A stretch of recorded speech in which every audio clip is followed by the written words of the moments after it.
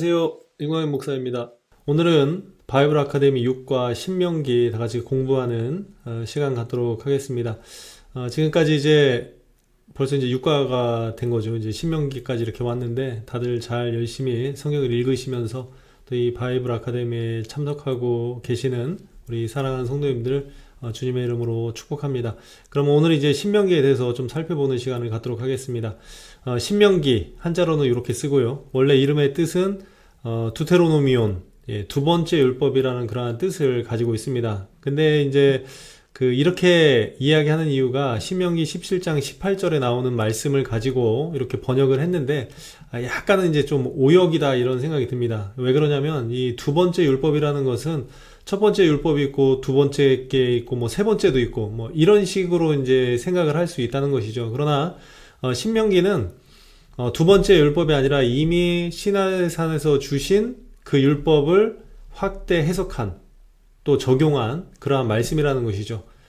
그래서 정확하게 좀 해석을 한다면 오히려 이 한자가 더 정확하게 해석이 된 것 같아요. 왜 그러냐면 이 신자가 거듭 신자 또 당부하다 이런 의미를 가지고 있습니다. 다시 말해서 이 신자는 계속적으로 이야기하다, 당부하다. 그러니까 모세의 입장에서 모세는 이제 약속의 땅인 가나안에 들어가지 못하는 상황이고 이제 이스라엘 백성들이 가나안 땅에 들어가야 되는데 그 가나안 땅에 들어가서 어떻게 살아야 되는지 또 하나님의 말씀을 어떻게 지켜야 되는지 이제 그것에 대한 간절함이 있었겠죠. 그래서 부연 설명하고 자세히 설명하고 적용해서 설명하고 이것이 신명기라는 것이죠. 그래서 다른 말로 저희들이 좀 생각해 보면 신명기는 사실 따로 안 읽어도 되는, 그렇다고 안 읽으시면 안 되고요. 왜 그렇게 말씀을 드리냐면 이미 출애굽기와 레위기의 내용을 다시 한번 반복하는 것, 이것이 신명기의 내용이라는 것이죠. 그래서 이미 출애굽기를 공부를 하고 레위기를 공부한 우리 성도님들은 굳이 이 신명기는 따로 공부를 안 해도 된다는 것이죠. 이미 그 모든 내용들이 나왔고 신명기는 이제 다시 한번 거듭해서 이야기하는 그러한 책이다 이렇게 생각을 하면 됩니다. 그래서 이 거듭 신자가 이제 좀 정확하게 쓰인 게 신신당부, 이제 요 의미가 가장 강한 것이죠. 그러니까 신명기는 뭐냐면 당부하는 거예요. 신신당부. 그러니까 거듭해서 하나님의 말씀을 이야기하는 것, 기록한 것, 이렇게 해석하는 게 가장 정확한 해석이 아닐까 생각을 합니다. 그래서 사실 신명기는 공부를 안 해도 되겠죠. 그래서 오늘 공부는 여기서 마치겠습니다. 고생하셨습니다. 이렇게 해야 되는데 또 주어진 시간이 있기 때문에 그럴 수는 없고요. 뭐 공부했던 거지만 다시 한번 복습하는 차원에서 한번 살펴보는 시간을 갖도록 하겠습니다. 이건 언제 쓰여졌느냐? BC 1405년 뭐 이렇게 되어 있습니다. 그러니까 출애굽해서 나온 후에 40년이 된, 그러니까 가나안을 목전에 둔 그때에 어디에서 쓰여졌냐? 모압 평지라고 이렇게 되어 있습니다. 모압 평지가 어디 있냐면 여기 느보산 이쪽에, 이제 이쪽이 모압이고요. 이쪽이 이제 여기 정도 됩니다. 뭐 정확하게 이제 뭐 딱 찍을 수는 없지만 그냥 요 정도 된다 이렇게 생각을 하시면 될 것 같습니다. 어쨌든 이렇게 쓰여졌고요. 이제 신명기의 주요 내용 이제 개관이라고 봐야죠. 그러면 신명기에는 어떤 내용들이 쓰여져 있느냐, 뭐 이제 몇 가지 좀 말씀을 드려보겠는데, 첫 번째로는 하나님의 이스라엘 선택. 신명기에는 하나님께서 이스라엘을 선택했는데 그 이유에 대해서 이야기를 합니다. 근데 그 이스라엘을 선택한 이유가 무엇이냐면 이스라엘이 뭐 다른 민족보다 의롭거나 또 수요가 많아서 선택한 것이 아니라 아브라함과의 약속을 통해서, 그러니까 하나님께서 아브라함의 후손들을 이렇게 많게 또 그들에게 나라를 주겠다고 하신 그 약속을 통해서 선택을 받았다는 것이죠. 이것은 또 하나님의 신비입니다. 그런데 왜 아브라함하고 약속하셨을까? 그건 하나님밖에 모르는 것이죠. 저희들의 구원의 문제도 마찬가지입니다. 왜 나 같은 사람을 구원해 줬을까? 내가 잘생겨서, 내가 이뻐서, 내가 똑똑해서, 내가 돈이 많아서, 뭐 이런 거하고는 하등 상관이 없다는 것이죠. 그럼 그것은 무엇이냐? 그냥 하나님의 신비예요. 인간이 알 수 없는. 그러니까 하나님께서 이 이스라엘을 선택한 그 선택도 이러한 하나님의 신비다. 이렇게 이야기를 하고 신명기에는 이제 그러한 내용들이 그 바닥에 깔려져 있다는 것이죠. 그러면 이제 하나님은 어떤 분이냐? 그러니까 이스라엘을 택한 하나님은 어떤 분이냐? 이제 이런 문제가 대두가 되겠죠. 하나님은 신명기에서 또 계속적으로 말씀을 하시는 게 뭐냐면 형상이 없으시다. 이런 말씀을 왜 드리냐면 가나안에는 다 형상이 있어요. 그러니까 이스라엘 백성들이 가나안에 들어가서 그것을 점령하고 살아야 되는데 그곳에서의 모든 문화들은 그 만들어진 인간의 손으로 만들어진 그러한 우상들이 있는 보여지는. 근데 하나님은 형상이 없는. 그러니까 이스라엘 백성들이 가나안 땅에 들어가서 그러한 우상들의 현혹되지 말아야 되는 그러한 내용이라는 것이죠. 그래서 이제 신명기의 그 내용에는 하나님이 형상이 없는 분이다. 그렇기 때문에 가나안에 들어가서도 형상이 있는 우상들을 섬기는 그러한 우상의 죄를 범해서는 안 된다. 이제 이렇게 되는 것이고, 또 하나님은 그 저희들이 만지거나 볼 수 있는 그러한 분이 아니기 때문에 이 마음을 통해서 교제를 합니다. 그래서 신명기의 많은 내용을 보면 가장 중요한 내용 중에 하나가 무엇이냐면 하나님을 사랑하라, 이러한 내용들이 나오고 있습니다. 그러니까 다시 말해서 밑바닥에 흐르는 그 내용이 무엇이냐면 하나님을 사랑해야만 하나님과 함께 할 수 있는 그런 것이다. 이제 이렇게 이야기를 하고 있는 것이죠. 그렇기 때문에 다분히 내면적인 그러한 신앙의 형태를 가지고 있습니다. 다시 말해서 가나안의 예배의 형식은 외형적인 산당, 또 제단, 뭐 여러 가지 의식, 이러한 모든 것들이 있는데 하나님 안에서 이스라엘 백성들은 내면적인 그러한 신앙의 모습을 가지고 있어야 된다. 이렇게 하고 가나안에 가서 그러한 유혹들이 배제되기를 바라시는 그러한 하나님의 심정이 이렇게 신명기에 담겨져 있다는 것이죠. 그러면 이스라엘 택하신 하나님, 이제 계속 연속해서 이제 말씀을 드리는 것이죠. 그렇기 때문에 예배의 내면화, 그 예배의 내면화를 통해서 단 하나의 장소로 예배의 장소를 이렇게 하나님께서 말씀을 하십니다. 그래서 이스라엘은 이제 단일 성소의 개념이 이제 발전을 합니다. 다시 말해서 예루살렘이라는 한 곳을 지정해서 예배를 드리는 것이죠. 전에는 이제 모세가 지었던 그러한 장막, 또 이제 그것이 이제 발전하면서 예루살렘, 이렇게 한 곳에서만 예배를 드리는 그러한 예배의 형태가 발전을 한다는 것이죠. 또 이 예배의 내면화를 통해서 하나님은 인격적으로 그 사람을 만나 주신다는 것이죠. 그래서 저희들이 하나님을 만날 수 있는 이유는 하나님이 자신을 계시하기 때문에 만날 수 있다는 것이죠. 저희들이 하나님을 찾는다고 하나님을 찾을 수가 없습니다. 하나님이 자기 자신을 보여주셔야만이 저희들이 찾을 수 있는 것이고, 또 하나님은 그렇게 자기 자신을 계시하셔서 하나님의 사람들과 함께 하시는 그러한 은혜를 허락하여 주신다는 것이죠. 또 하나님이 인격적이시라는 것은 하나님의 성품 가운데 여러 가지 그러한 그 성품이 있다는 것이죠. 그래서 그러한 것들이 드러나시는 그러한 은혜도 허락해 주신다는 것입니다. 두 번째로 신명기의 주 내용을 보면 땅에 대해서 이야기를 하고 있습니다. 그러니까 이 하나님께서 이스라엘 백성들에게 가나안을 주시죠. 이제 땅이죠. 그 땅을 이제 선물로 주시는데 이 가나안 땅은 굉장히 좋은 곳입니다. 애굽보다도 좋은 곳이라고 성경은 표현을 합니다. 왜 그러냐면 그곳에서는 샘물과 냇물, 그러니까 한 곳에서 물이 나고 또 그 물이 흐르는, 그러니까 농사를 지을 때 굳이 물을 끌어오지 않아도 될 정도로 풍성한 그런 물이 있고, 또 자연자원도 굉장히 많다고 이야기를 합니다. 밀, 보리, 포도, 꿀, 무화과, 석류, 기름 등등 뭐 여러 가지 자연자원도 많고, 또 광산자원, 뭐 구리, 철 등 이런 것들이 아주 풍부한 그러한 것이죠.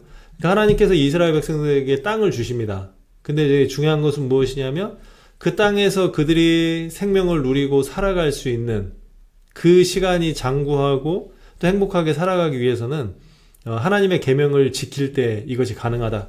그래서 신명기는 율법을 거듭해서 이야기하는 것 아니겠습니까? 그것이 무엇이냐면 하나님께서 주신 땅에서 그들이 풍성하게 살기 위해서 하나님께서 주신 그 은혜를 누리기 위해서 그렇게 살아가야 된다는 것이죠. 그렇기 때문에 이 율법을 계속적으로 강조하고 있다는 것입니다. 세 번째로는 이제 계명 중수, 뭐 여러 가지 계명이 나옵니다. 이미 그 출애굽기, 뭐 레위기, 뭐 이런 데를 통해서 뭐 민수기도 마찬가지고요. 예. 이미 이제 그곳에서 모든 이제 내용들이 나왔죠. 예. 예배에서 관해서, 우상에 관해서, 뭐 정결하고 불결한 음식에 관하여, 뭐 11조 사면의 해, 뭐 헌물에 관하여, 서역에 관하여, 뭐 등등등등등. 그러니까 살아가면서 필요한 모든 계명들이 이렇게 기록이 되어 있다는 것. 그리고 이것들을 지켜야 되는 이유가 무엇이냐면 하나님과 계약을 맺었기 때문에, 하나님의 백성들은 이미 하나님과 계약을 맺었기 때문에, 그것이 이제 뭐 신해상 계약이죠. 그러니까 하나님께서 율법을 주시고 또 그 율법을 지킬 때에 하나님께서 모든 것들을 지켜주시겠다고 약속하신 그 계약이 성립이 되어 있는 거예요. 그래서 그 계약이 계속적으로 유지되기 위해서는 이 법이 계속적으로 지켜지는 그러한 상태가 돼야 된다는 것이죠. 그래서 이제 신명기는 계속 이러한 계명에 대해서 이야기를 하고 있고요. 또 신명기에 흐르는 그러한 주요 내용은 사회, 이런 오타가 났네요. 정의입니다. 예, 이 정의 실천. 예, 그 신앙인들은 사회 정의에도 이렇게 발을 담그고 있어야 된다는 것입니다. 무슨 말이냐면 신앙 공동체가 있을 때에 그 공동체 내뿐만 아니라 그 공동체가 포함되어져 있는 그곳에 하나님의 그러한 공의와 정의가 실현되는 그러한 모습들이 나타나야 된다는 것이죠. 그래서 이스라엘에는 이 공동체 내의 약자들을 보호를 합니다. 뭐 가장 약자인 고아, 과부, 나그네, 또 이제 레위는 이제 분깃이었기 때문에 이렇게 돌보는, 그러니까 사회적으로 어려운 약자들을 보호하는 그러한 내용들이 기록이 되어 있고, 또 하나님께서 그것을 명령하셨기 때문에 그것은 꼭 지켜져야 되는 그러한 내용이라는 것이죠. 또 다른 측면에서, 이 사회정의적 측면에서 보면 이것이 단순히 사람에게 뿐만 아니라 동물과 식물과 세계 모든 것까지 적용이 된다는 것이죠. 그러니까 신앙인들의 삶은 인간이 속해져 있는 사회, 또 그 안에 있는 자연, 또 그 안을 구성하고 있는 동물들, 또 그 안에 있는 식물들, 이 모든 것들까지도 이렇게 하나님의 보호와 또 그것을 관리하는 그러한 책임자로 저희들이 살아가야 되는 것이라는 걸 저희들이 인식을 해야 된다는 것이죠. 그렇다면 이제 이 사회 정의를 왜 실천해야 되냐? 신명기 10장 19절에 보면 이렇게 기록되어 있습니다. 너희는 나그네를 사랑하라. 전에 너희도 애굽 땅에서 나그네 되었음이니라. 이렇게 말씀이 되어 있습니다. 다시 말해서 너희들도 그러한 약자였을 때에 내가 너희들을 보호하지 않았냐. 그러니까 너희들도 이제 누군가를 보호할 수 있을 때에 그렇게 해라. 이렇게 이야기 되는 것이고, 이거를 구속사정 관점으로 보면 이렇게 되는 것이죠. 내가 너를 구속해서 내 자녀로 삼아주고 내가 너를 사랑했으니까 이 사랑을 받은 너희들도 세상에 나가서 세상을 사랑하고 이웃을 사랑하고 또 그들의 아픔을 함께 나누고 또 그들의 약함을 보호하고 도와줘라. 이렇게 연결이 되겠죠. 그렇기 때문에 이 신명기에는 이 사회정의 실천에 대한 그러한 내용이 기록이 되어 있습니다. 이제 주요 내용이 그랬고, 이제 여러 가지 이제 주제들이 나옵니다. 뭐, 그 주제들은 뭐 간단하게 살펴보면 이런 것이죠. 유일신앙. 계속 반복이 됩니다. 하나님께서 가장 싫어하는 것 중에 하나가 우상숭배 아닙니까? 그렇기 때문에 이 유일신앙이 계속적으로 강조가 되고, 그 유일신앙이라는 것은 오직 여호와 한 분만을 섬기는, 예배하는 그러한 것을 의미를 하는 것이죠. 또 아까도 말씀드렸다시피 그 단일 성소, 그러니까 예배는 그 정해진 장소에서 예배를 드려야 된다. 이렇게 보셔야 되고, 또 순수한 여호와의 신앙을 지켜야 된다. 예, 그래서 이제 그곳의 가나안의 문화, 또 종교, 그러한 생활들, 그들의 가지고 있었던 그러한 문화들을 철저하게 거부하고 부정하는 그러한 내용들이 기록이 되어 있습니다. 신명기 여러 주제들을 또 보면 사랑과 정의의 공동체, 뭐 아까도 말씀드렸다시피 이스라엘은 서로 돕고 화합하는 아름다운 공동체가 되어야 된다. 그것은 하나님을 중심으로 하나님의 성품이 사랑이기 때문에 그 사랑을 받은 사람들의 삶의 내용이 그렇게 돼야 된다는 것이죠. 또 신명기의 주제는 항상 선택입니다. 신앙이냐 불신앙이냐. 그러니까 하나님을 따라서 순종할 것이냐 불순종할 것이냐. 예, 이러한 그 갈림길이 있다는 것이죠. 그래서 항상 이 선택을 강요를 합니다. 어디를 선택할 것인지. 근데 이것은 비단 그 당시뿐만 아니라 지금 이 시대를 살아가고 있는 저들도 마찬가지죠. 하나님은 저희들에게 말씀하십니다. 뭘 선택할래? 나를 따를래? 아니면 세상을 따를래? 항상 이거는 뭐 신명기의 주제일 뿐만 아니라 신앙생활의 주제인 것이죠. 하나님의 사람으로 살아갈 것이냐, 그렇지 않을 것이냐. 예, 그러한 선택은 항상 저희들 앞에 있고, 또 어떻게 할 거냐는 저희들의 선택에 따라서 좌우된다는 것을 기억을 해야 된다는 것이죠. 또 신명기의 주제를 보면 하나님을 사랑하는 법. 예. 그러니까 하나님을 사랑한다는 것이 무엇이냐? 그 신명기에는 마음과 뜻, 힘을 다해서 사랑해라. 예수님께서 이제 신명기의 말씀을 인용을 하시죠. 그래서 가장 큰 율법이 무엇입니까? 뭐 그랬더니 이제 예수님께서 내 마음을 다하고 뜻을 다하고 뭐 힘을 다해 여호와를 사랑하라, 하나님을 사랑하라 이렇게 말씀하시지 않습니까? 이제 신명기의 말씀을 인용을 한 것이고, 신명기 내용은 이제 전체적으로 이러한 그 주제들이 흐르고 있다는 것이죠. 또 여러 주제들 중에 하나를 보면 말씀을 새기고 전달하고 또 마음에 새기고 실행하고 또 이러한 것들을 자녀들에게 가르치고, 예, 그래서 신앙이 일대로 끝나는 것이 아니라 계속적으로 그 후대까지 연결되는 그러한 신앙의 모습이 되어야 된다는 것입니다. 신명기 한눈에 보기 이렇게 되어 있습니다.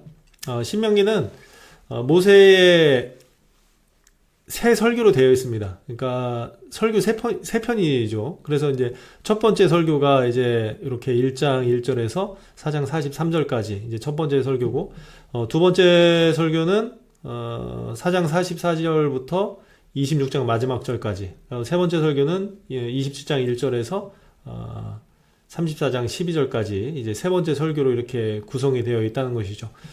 그래서 이 첫 번째 설교의 내용은 이스라엘에게 행하신 하나님을 회고, 그러니까 하나님이 이스라엘에게 어떻게 행하셨는지 이제 과거를 그 회상을 하는 것이고, 그렇기 때문에 이것은 역사죠. 역사, 지나온 것이기 때문에 역사고, 또 지나왔기 때문에 과거인 그러한 내용으로 이렇게 보면 되고요. 두 번째 설교는 이제 현재 그럼 어떻게 살 것이냐, 하나님의 백성들이 이제 하나님의 이러한 은혜를 통하여서 애굽에서 나오고 이제 살아야 되지 않겠습니까? 이제 가나안에 들어가서도 살아야 되고, 또 광야에서도 살아왔고, 또 이제 살아가야 되는 것이 이제 현재인데, 그래서 이제 그렇게 어떻게 살 것인가에 대해서 이야기를 하겠죠. 그러면 여기에는 이제 율법이 나오겠죠. 그래서 이제 십계명에 대해서 설명을 하고, 또 의식법, 시민법, 사회법, 예, 이제 이러한 법들이 쭉 이제 설명이 되어 있습니다.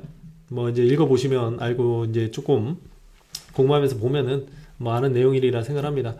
요 내용은 이제 주제는 하나님이 이스라엘에게 기대하시는 일이 된다는 것이죠. 다시 말해서 하나님께서 하나님의 자녀들을 부르시고 기대하지 않겠습니까? 저도 이렇게 자녀를 키우는데 자녀들에 대한 기대가 있습니다. 그거는 이제 부모로서 마땅히 가질 수밖에 없는 그러한 것 아니겠습니까? 그러니까 하나님도 저희들을 자녀 삼으시고 바라시는 것이 있다는 것이죠. 그래서 이제 그 바람이란 건 뭐냐면 하나님의 뜻대로 살아가는 것. 그 하나님의 뜻이 무엇이냐? 하나님의 말씀대로, 하나님의 법대로 살아가는 것. 그래서 모세의 두 번째 설교에는 이 법들이 쭉 이미 시나이 산에서 받았던 그 말씀을 다시 한번 이렇게 쭉 설명하는 그러한 내용으로 이렇게 기록이 되어 있습니다. 이것은 다분히 법적이고 또 현재적인 그러한 내용이라는 것이죠. 그리고 이제 마지막에 이제 모세의 세 번째 설교는 이제 하나님과 이제 언약을 맺는 이스라엘 백성들이 나옵니다. 뒤에 다시 한번 다루겠지만 지금까지는 그 애굽에서 나온 사람들, 그리고 지도자들을 통해서 시내산에서 이제 그 언약을 맺는데 이것이 이제 파괴가 아니라, 파괴라는 표현을 쓰면은 좀 어폐가 있고, 그 약속을 받았던 사람들이 다 광야에서 쓰러지지 않습니까? 그리고 이제 그때 당시에 있었던 사람은 모세, 여호수아, 갈렙. 그러다 보니까 그 다시 이제 언약을 승인하고 언약을 맺어야 되겠죠. 왜냐면 이제 지금 현재 가나안에 들어가야 될 이스라엘 백성들과 언약을 맺어야 되는 것이죠. 그래서 이제 다시금 이제 언약을 맺게 됩니다. 근데 큰 특징은 무엇이냐면 그때는 이제 뭐 그 계수될 만한 사람들, 뭐 성인들, 뭐 이제 그런 사람들을 중심으로 맺었다면 이 모세를 통해서 이 신명기에서는 전체 다, 뭐 남녀노소 이제 모두 다, 그러니까 뭐 남자든 여자든 뭐 어른이든 뭐 아이든, 예, 이 모든 사람들과 이렇게 언약을 맺는 그러한 일이 되어 있는 것이고, 또 그 주제는 하나님이 앞으로 이스라엘에게 이렇게 하실 것이다. 그러니까 미래의 지향적인 그러한 내용으로 이렇게 모세의 설교가 기록이 되어 있다는 것이죠. 장소는 모압 평지. 아까도 이제 지도 보면서 그 요단강 동편, 예, 그쪽에 이제 모압 평지고, 기간은 약 한 달 동안. 그러니까 시내산에서는 약 1년 정도 이제 머물었는데, 이 모압 평지에서는 한 달 동안 머물면서 모세를 통해서 다시금 율법을 공부하는, 또 말씀을 다시 정립하는, 세우는 그러한 일을 했다는 것입니다. 이제 구체적으로 좀 살펴보겠습니다. 제가 이거를 좀 준비를 하면서 좀 이런 생각을 가졌습니다. 모세가 이스라엘에게 마지막으로, 그러니까 이제 자기 자신은 들어갈 수 없는데 이스라엘 백성들은 들어가잖아요. 뭐 여러 가지 부러움도 있었겠지만 한편으로는 걱정이 많이 됐겠죠. 왜냐하면 이스라엘 백성들과 40년 동안 광야에서 살면서 모세가 얼마나 힘들었겠습니까? 예. 말도 잘 안 듣지, 때때로 사고치지, 불평불만도 많지, 얼마나 힘들었겠어요. 예. 근데 이제 그 1세대들이 다 사그러들고 이제 2세대가 났는데, 2세대의 문제는 무엇이냐면 몰라요. 뭘 모르냐면 출애굽한 경험도 없고, 예. 그러니까 하나님께서 그 애굽에서 행하셨던 놀라운 그러한 기적과 이적과 이러한 것들을 잘 모르고, 뭐 그 당시에 있었던 사람들도 물론 있을 수도 있었겠죠. 그 당시에 이제 나왔을 때 20세 미만으로 계수되지 않은 사람들이 있으니까 이제 그럴 수 있을지는 모르겠지만, 어쨌든 간에 잘 모르죠. 예. 그러다 보니까 이 모세가 굉장히 갈급함이 있었을 것 같아요. 그러니까 잘 설명하고, 이거를 잘 설명해서 이들이 순종을 하고, 그래서 그 가나안에 들어가서 행복하게 잘 살아야 된다는 그 바람들, 그것이 있기 때문에 모세가 구구절절 다시 설명하고 적용시키고 당부하는, 예. 그래서 아주 한 달 동안 진득하게 이 하나님의 법에 대해서 설명을 했다고 생각을 합니다. 그래서 저도 이제 그 모세의 심정을 가지고, 예. 이미 다 그 모세 오경을 공부를 하면서 이미 모든 내용들을 다 했는데 갑자기 이 모세의 심정이 느껴지면서 저도 구구절절히 좀 설명을 해야 되겠다 해서 굉장히 자세하게 설명을 합니다. 근데 조건은 있습니다. 조건은 뭐냐면 30분이 지나면 끝난다. 이런 조건을 가지고 좀 자세히 좀 살펴보도록 하겠습니다. 첫 번째, 신명기 1장 1절에서 5절 언약의 서문. 예. 이제 모세가 이제 설교를 하는 것이고, 그 모압 평지에서 이렇게 했다, 이제 이런 것이고요. 두 번째로 하나님이 이스라엘에게 행하신 일을 돌아봄. 1장 6절에서 4장 43절까지는 이제 그러한 내용들이 기록이 되어 있습니다. 첫 번째로 보면 시내산에서 가데스까지 1장 6절에서 18절의 말씀으로 기록되어 있는데, 출애굽 제1년 3월 15일, 그래서 제2년 2월 20일, 그러니까 약 1년 정도 되는 것이죠. 예, 그러니까 시내산에서 1년 정도 하나님과 언약을 맺고 거기서 율법을 받고 성막을 건축하고, 또 거기에서 이제 예배와 제사 의식을 확립을 하고, 그러한 것들을 하면서 이제 하나님 백성답게 살아가는 그런 면모를 갖추기 시작한 그러한 내용들이 이제 이렇게 기록이 되어 있는데, 핵심은 그렇게 잘 갖추어지고 나왔으면 되는데, 이 사람들이 불순종으로 인해서 40년 동안 이제 광야를 유래했다는 게 참 안타까운 일이죠. 그러니까 모세 입장에서는 이 안타까움이 있는 거예요. 40년 동안 이게 고생했던, 물론 그 안에는 하나님의 은혜도 있고 감사할 일이 흘러 넘치지만, 그래도 그러지 않아도 가능했었을 텐데라는 그 안타까움. 예. 그래서 이제 40년 만에 이제 가나안 땅의 목전이 모압 평지에 이르게 되는 그러한 상황이 됐다는 것이죠. 그래서 이제 그러한 얘기를 하고 있고요. 그러면서 이제 가데스 바네아 사건을 이제 회고를 합니다. 그게 이제 1장 19절에서 46절에 보면 그 가나안을 정탐한 내용이 19절에서 25절 나오고 불순종과 반역이 이제 이렇게 나오고 이제 이런 내용들로 되어 있다는 것이죠. 근데 사실 이 가나안 땅을 정탐하라고 했던 이유는 정보 수집 차원이지 들어갈 수 있느냐 마느냐 이제 이런 것이 절대 아닙니다. 그러니까 다시 말해서 이미 가나안 땅은 들어가는 것은 사실이고, 예, 그거 자체를 점검을 하면 안 됩니다. 그러니까 이미 가나안에 들어가는 것은 사실이고, 그럼 어떻게 좀 지혜롭게 들어갈까? 그것에 대한 고민이 그 가나안 땅 정탐이라는 것이죠. 그러나 이스라엘 백성들이 착각한 게 무엇이냐면 가나안 땅의 정탐이 들어갈 수 있느냐 마느냐 그것을 결정하는 정탐이 되었다는 것이죠. 여기에서 이제 바다고 말하면 이제 패착이죠, 패착. 예. 그것 때문에 이제 광야 40년이 시작이 되는. 그러니까 이게 신앙생활 하면서도 저희들이 좀 잘 생각해야 되는 게 뭐냐면 하나님께서 주시는 어떠한 그 일들, 그 일들을 할 때, 결론이 이제 주어진다는 거예요, 저희들에게는. 그러니까 결론이 주어졌는데, 그 결론은 생각하지 않고, 그 결론으로 갈 수 있을까 말까 고민하는 것은 굉장히 불순종한, 불신앙적인 그런 내용이라는 것이죠. 이스라엘 백성들 마찬가지입니다. 들어갈 수 있느냐 마느냐의 싸움이 아니라 어떻게 지혜롭게 들어갈 거냐의 싸움을 했어야 되는데, 이 엉뚱한 싸움을 함으로 인하여서 이제 40년 동안 광야를 떠돌아다녀야 되는 그러한 내용이 됐다는 것이죠. 그래서 그 사건을 통해서 저희들이 깨달아야 되는 건 뭐냐면 그럼에도 불구하고 하나님은 자비하시다. 전부 다 그 전멸을 시켜도 할 말이 없는데 그럼에도 불구하고 하나님은 이스라엘을 사랑하시고 또 끝까지 인도하시고 또 아브라함과 했던 약속을 지키시는 신실하신 하나님. 그러한 하나님, 저희들이 믿는 하나님이 그러한 하나님이시죠. 하나님께서 이제 이렇게 일을 하시는 것을 볼 수가 있고요. 이제 가데스에서 모압까지 2장 1절에서 23장까지 이렇게 기록이 되어 있습니다.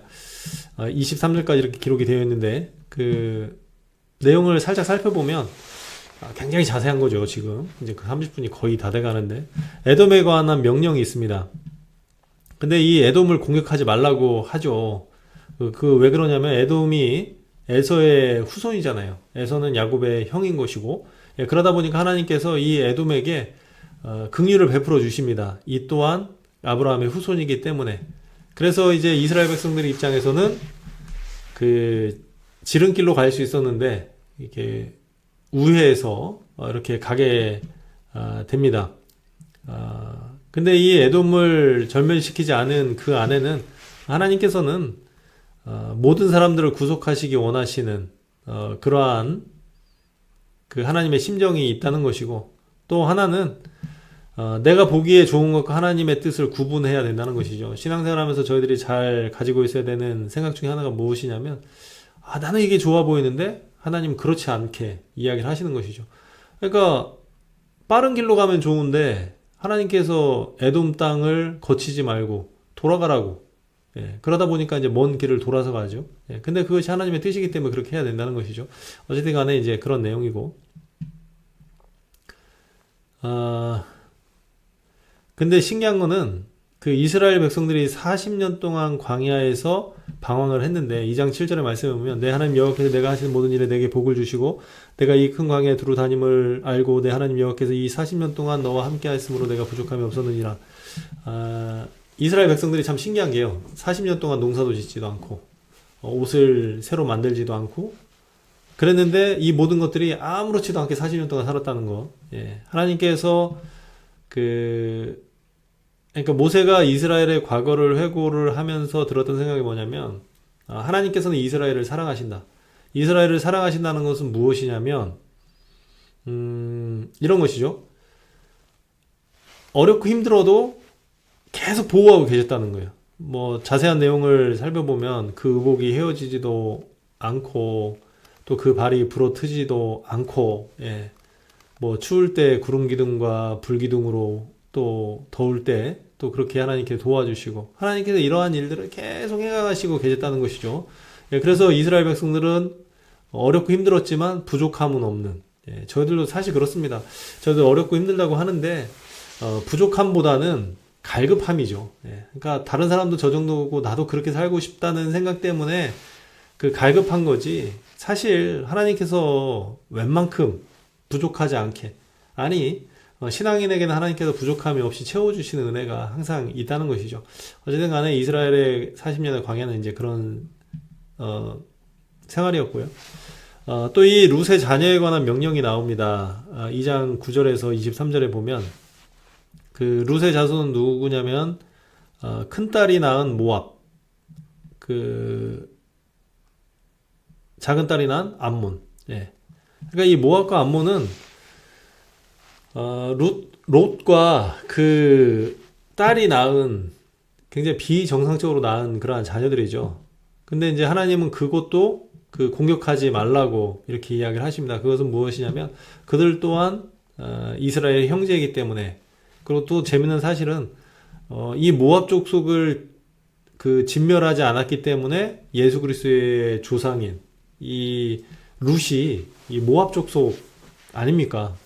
뭐 이제 우스갯소리로 만약에 이제 모압을 다 진멸했으면 예수님이 못 오시겠죠. 그러니까 하나님께서는 단순히 지금 현재만을 보고 계시는 것이 아니라 수백 년, 수천 년 이미 하나님은 전지전능하시기 때문에 모든 계획과 모든 내용을 가지고 계시다는 것이죠. 그러니까 저희들의 인생, 100년 남짓한 인생, 이 인생을 하나님께서는 다 계획하고 이미 다 계획하고 끌고 가시는 분이 하나님이시라는 걸 믿으시면 됩니다. 예, 이렇게 이제 성경적으로 봐도 이러한 구속사적인 이러한 측면으로 보면 이 룻이 하나님의 이러한 명령을 통해서 보호를 받을 수 있었던 그러한 계기가 되지 않습니까? 어쨌든 이제 그러한 내용들이고요. 2장 24절에서 3장 29절까지는 이제 요단 동편을 정복하는 그러한 내용이 나옵니다.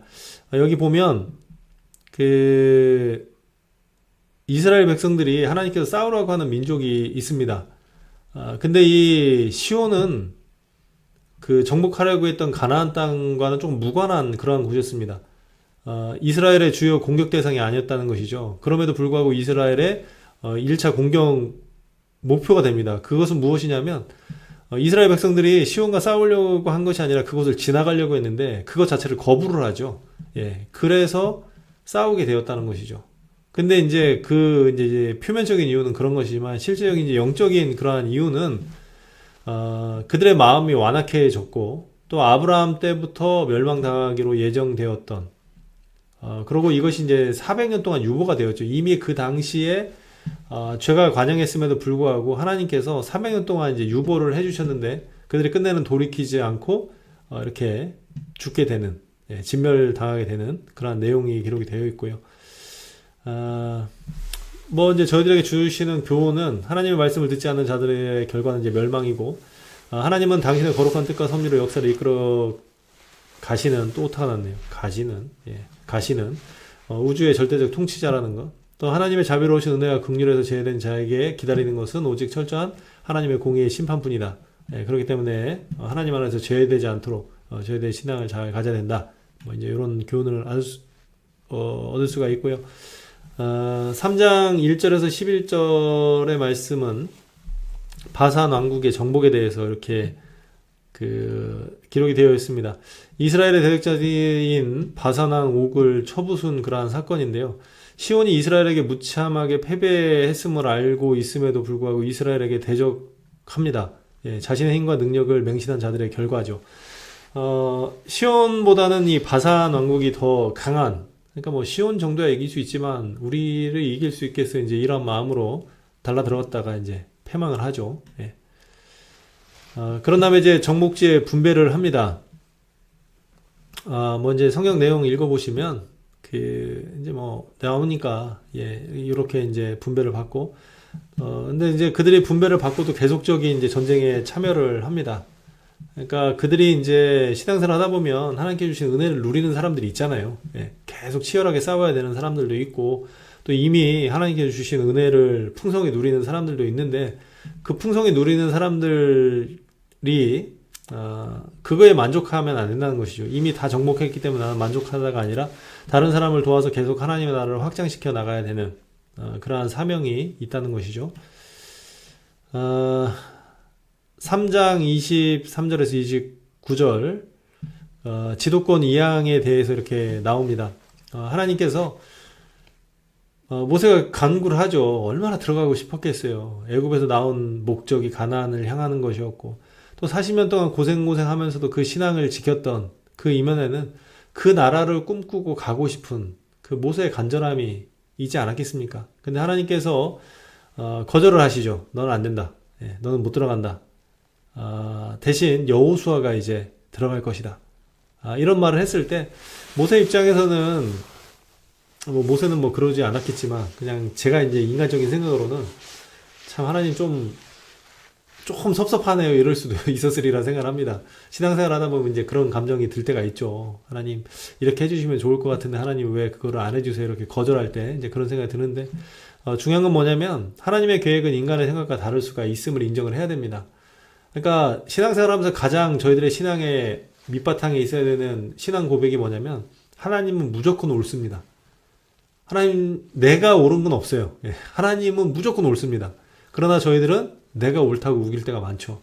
그러지 말라는 것이고 또 하나님은 저희들이 이제 설득할 수도 있겠죠. 모세가 이렇게 기도하고 이랬는데 하나님께서 그래 내가 네 기도 들어보니까 그렇게 해줘야 되겠다 하면 괜찮습니다. 근데 하나님께서 아니다 했는데도 계속 불순종하고 계속 가야 된다고 우기고 그러지는 말라는 것이죠. 신앙이라는 것은 이렇게 순종하는 것이 신앙이다. 그래서 이 지도권 이양의 그 내면에서 저희들이 신앙의 이러한 가치를 좀 이렇게 발견했으면 좋겠습니다. 30분이 지났네요.